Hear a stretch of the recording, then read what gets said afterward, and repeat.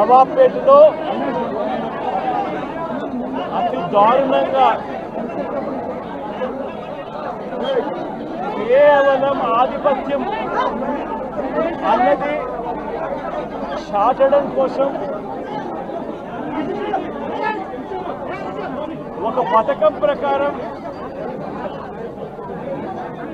అక్కడ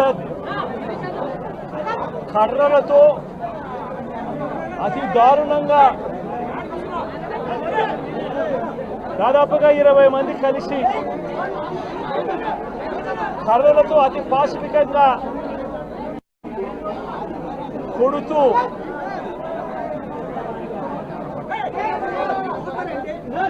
చివరికి హాస్పిటలైజ్ అయి తీవ్రమైన దెబ్బలతో వాళ్ళు హాస్పిటల్లో ఉంటే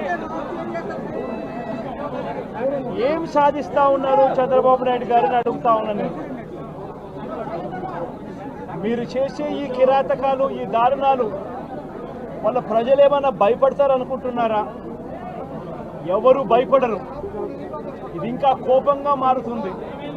ఇది ఇంకా కోపంగా మారి చంద్రబాబు నాయుడు గారిని, తెలుగుదేశం పార్టీని రెండింటినీ కూడా బంగాళాఖాతంలో కలిపే పరిస్థితిని కూడా దారితీస్తాయి. మామూలుగా కొత్త ప్రభుత్వం వస్తే ఆ ప్రభుత్వం మీద వ్యతిరేకత రావడానికి కాస్త కూస్త టైం పడుతుంది. కానీ మొట్టమొదటిసారిగా చూస్తూ ఉన్నాం చంద్రబాబు నాయుడు గారి మీద వ్యతిరేకత అన్నది చాలా ఫాస్ట్గా పెరిగిపోతూ ఉంది. నిజంగా ముఖ్యమంత్రిగా ఉన్న వ్యక్తి గవర్నెన్స్ మీద ఫోకస్ పెట్టాల్సింది పోయి ఏం చేస్తా ఉన్నాడు అన్నది ఒక్కసారి తనను తాను ప్రశ్నించుకోవాలి అని అడుగుతా ఉన్నా. ఈరోజు రైతులకు సంబంధించి వ్యవసాయం పూర్తిగా ముమ్మరంగా సాగుతా ఉన్న పరిస్థితుల్లో రైతులకు తాను హామీ ఇచ్చిన మేనిఫెస్టోలో తాను చెప్పిన హామీ రైతులకు 20,000 రూపాయలు పెట్టుబడి సహాయంగా ఇస్తానని చెప్పి రైతులకు ఎగరగొట్టేశాడు. ఇవ్వాల్సిన రైతు భరోసా సొమ్మును కూడా ఇవ్వకుండా, ఎక్కువ చేసి ఇస్తానన్న రైతు భరోసా సొమ్మును కూడా ఇవ్వకుండా రైతులకు మోసం చేశాడు. పిల్లలు బడులకు పోతా ఉన్నారు. ఎంతమంది పిల్లలు బడులకు పోతా ఉన్నారు అన్నది అందరికీ తెలిసిన లెక్కలే. ప్రతి సచివాలయంలోనూ ఎంప్లాయీస్ ఉన్నారు, మండల ఎడ్యుకేషన్ ఆఫీసర్లు ఉన్నారు. అయినా కూడా తల్లులను మోసం చేస్తూ అమ్మఒడి ఎగరగొట్టేశారు. ప్రతి పిల్లాడికి ఇస్తాను అని ఎన్నికలప్పుడు చెప్పిన హామీ నీకు 15,000, నీకు 15,000, నీకు 15,000, నీకు 15,000 అని చెప్పి ఆ ప్రతి పిల్లాడిని చూపించి ఇస్తాము అని చెప్పి ఆ పిల్లలను మోసం చేశారు. ప్రతి అక్క చెల్లెమ్మలను మోసం చేశారు. తల్లులకు అమ్మఒడి ఇస్తామని తల్లుల దగ్గర నుంచి మొదలెడితే ప్రతి తల్లికి 18 సంవత్సరాలు నిండిన ప్రతి అమ్మాయికి, ప్రతి అక్కకు, ప్రతి చెల్లెమ్మకు నెలకు 1,500 రూపాయలు ఇస్తామని చెప్పి వాళ్ళను మోసం చేశారు. ఈరోజు ఫీజు రీయింబర్స్మెంట్ తీసుకుంటా ఉన్న పిల్లలు జనవరి, ఫిబ్రవరి, మార్చ్ క్వార్టర్ ఫీజులు రాలా. ఏప్రిల్, మే, జూన్ ఫీజులు, 2వ క్వార్టర్ కూడా ఫీజులు రాలా. పిల్లలు చదువుకునేదానికి కూడా ఇబ్బంది పడే పరిస్థితిలోకి, ఫీజులు కట్టలేని పరిస్థితిలోకి కాలేజ్ యాజమాన్యాలు ఫీజులు అడుగుతా ఉన్న పరిస్థితిని ఈరోజు చూస్తూ ఉన్నాం. పిల్లలకు వసతి దీవెన ఎగరగొట్టేశారు. అక్క చెల్లెమ్మలకు 0 వడ్డీ కూడా రావాల్సిన 0 వడ్డీ కూడా మామూలుగా ఏప్రిల్లో రావాల్సిన అది ఎగరగొట్టేశారు. ఇవన్నీ కూడా వైఎస్ఆర్ కాంగ్రెస్ పార్టీ ఉన్నప్పుడు, జగన్ ముఖ్యమంత్రిగా ఉన్నప్పుడు క్రమం తప్పకుండా క్యాలెండర్ ఇచ్చి ప్రతి ఒక్కరిని కూడా ఆదుకుంటూ వస్తూ ఉన్న పరిస్థితి.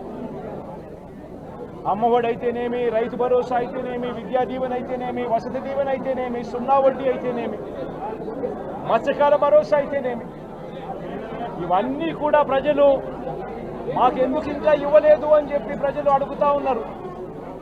వారి గురించి పట్టించుకోకుండా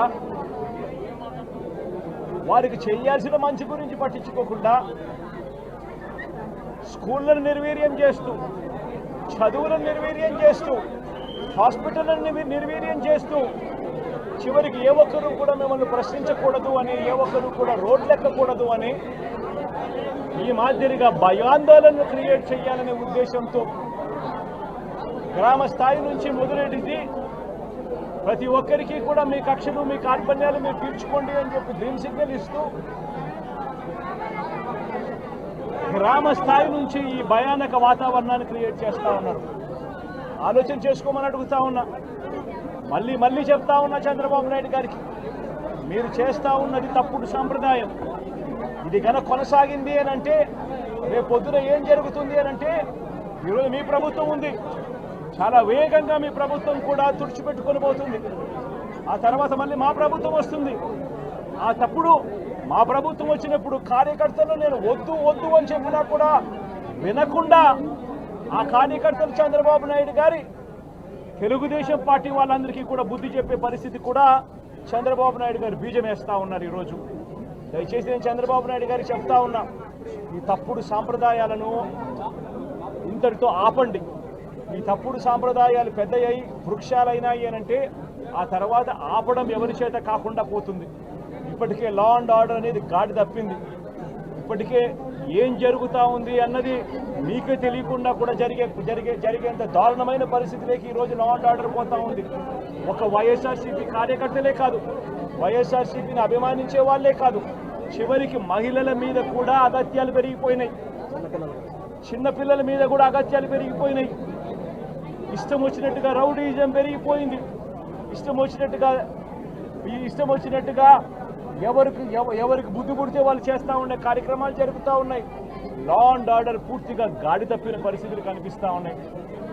ఇప్పటికైనా చెప్తా ఉన్నాను, హెచ్చరిస్తూ ఉన్నాం, మరొకసారి కూడా చెప్తా ఉన్నాం. శుక్రవారం ఈ మధ్య కాలంలోనే జరిగిన ఇంకొక ఘటనలో ఏకంగా చంపేసిన ఘటన చూసాం నంద్యాలలో. శుక్రవారం నేను అక్కడికి కూడా పోతా ఉన్నాను.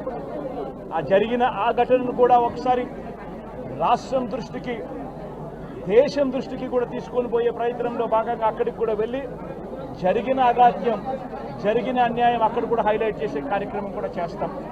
ఖచ్చితంగా హైకోర్టు తలుపులు తడతాం, అవసరమైతే సుప్రీంకోర్టు తలుపులు కూడా తడతాం. ఇప్పటికే ప్రధాన రాజకీయ పక్షాలన్నింటికీ కూడా రాష్ట్రంలో జరుగుతూ ఉన్న అన్యాయాల గురించి వివరించడం జరిగింది.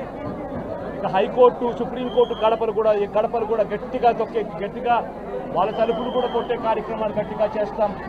రాష్ట్రంలో జరుగుతూ ఉన్న ఈ అన్యాయాలు, ఈ ఆక్రందనల మీద ఎందుకు ప్రెసిడెంట్ రూల్ విధించకూడదు అని చెప్పి కూడా గట్టిగా వాళ్ళని అడిగే కార్యక్రమం కూడా చేస్తాం. గవర్నర్ గారిని కూడా ఈ విషయంలో కలగజేసుకోవాల్సిన అవసరం ఉంది అని చెప్పి కూడా గవర్నర్ గారిని కూడా ఈ సందర్భంగా విన్నపిస్తూ ఉన్నాం.